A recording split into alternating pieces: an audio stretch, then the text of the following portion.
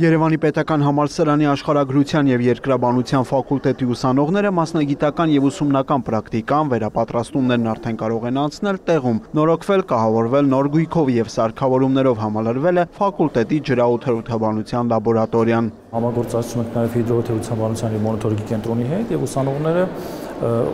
ուսումնական, այսինքն լեկցիոն դասապրոցեսից հետո գնում էին պրակտիկային անցնում մասնագիտական կենտրոնում։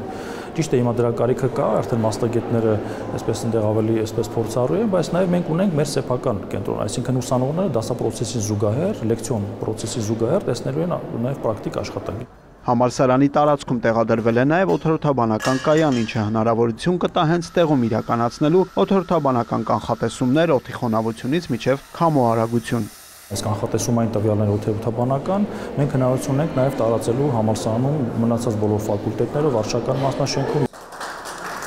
Լաբորատորիայի նորոգումն ու կահավորումը նախաձեռնել եւ ֆինանսավորել են շրջակա միջավայրի նախարարությունն ու Զվարթնոց ավիաօդերոթաբանական կենտրոնը, որոնք խթան են նաև ֆակուլտետի գիտական եւ ուսումնական աշխատանքները, գիտաժողովների անցկացումը, փորձուսուցումը։ Նմանատիպ լսարանների, նմանատիպ կենտրոնների բացումը բերելու է նրան, որ շատ շուտով երկրաբանությունը դառնալու է ամենամրցակցային եւ աշխարհագրությունը եւս, որտեղ այստեղ կադաստրային գործ ունենք, տարբեր այսպես մասնագիտություններ ունենք, սերվիս,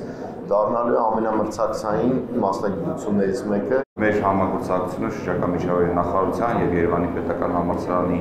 համագործակցությունը երկար տարիների փորձ ունի եւ